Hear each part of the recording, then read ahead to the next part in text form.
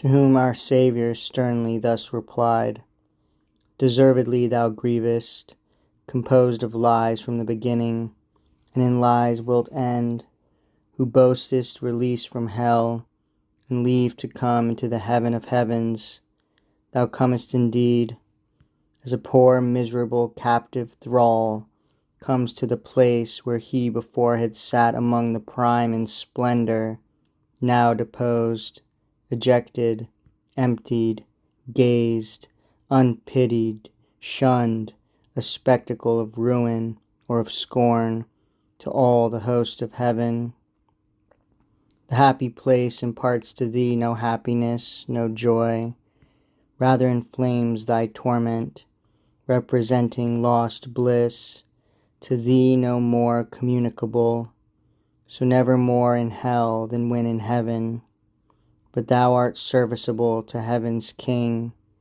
Wilt thou impute to obedience what thy fear extorts, or pleasure to do ill excites? What but thy malice moved thee to misdeem of righteous Job, then cruelly to afflict him with all inflictions? But his patience won. The other service was thy chosen task, to be a liar in 400 mouths. For lying is thy sustenance, thy food, yet thou pretendest to truth.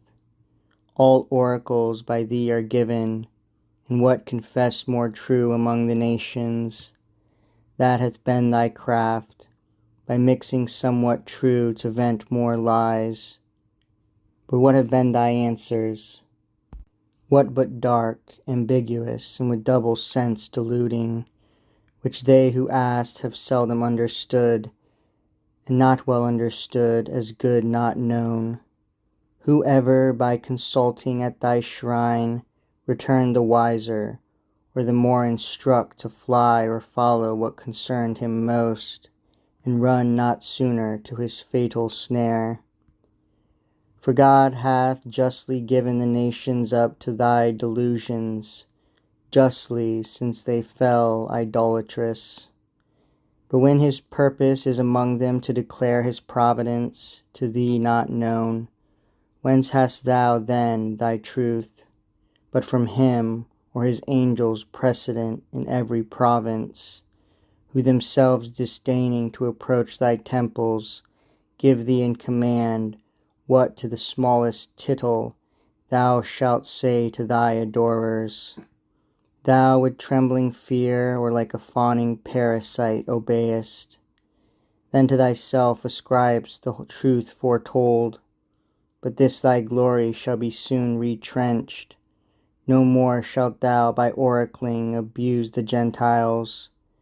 Henceforth oracles are ceased, and thou no more with pomp and sacrifice shalt be inquired at Delphos or elsewhere, at least in vain, for they shall find thee mute. God hath now sent his living oracle into the world to teach his final will, and sends his Spirit of truth henceforth to dwell in pious hearts, an inward oracle to all truth, requisite for men to know. So spake our Saviour, but the subtle fiend, though inly stung with anger and disdain, dissembled, and this answer smooth returned. Sharply thou hast insisted on rebuke, and urged me hard with doings which not will but misery hath wrested from me. Where easily canst thou find one miserable, and not enforced ofttimes to part from truth, if it may stand him more instead to lie, say and unsay, feign, flatter, or abjure? But thou art placed above me, thou art Lord. From thee I can and must submiss, endure cheek or reproof, and glad to scape so quit. Hard are the ways of truth, and rough to walk, smooth on the tongue discoursed, pleasing to the ear, and tuneable as sylvan pipe or song. What wonder, then, if I delight to hear her dictates from thy mouth? Most men admired virtue who follow not her lore. Permit me to hear thee when I come, since no man comes, in talk at least, though I despair to attain.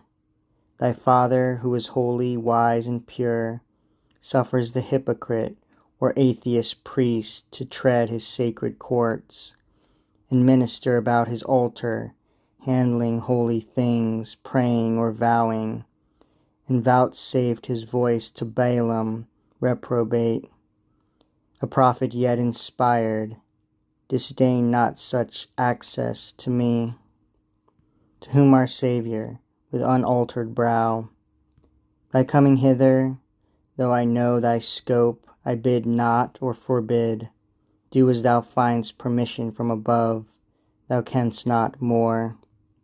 He added not, and Satan, bowing low with his grey dissimulation, disappeared into thin air diffused, for now began night with her sullen wing to double shade the desert.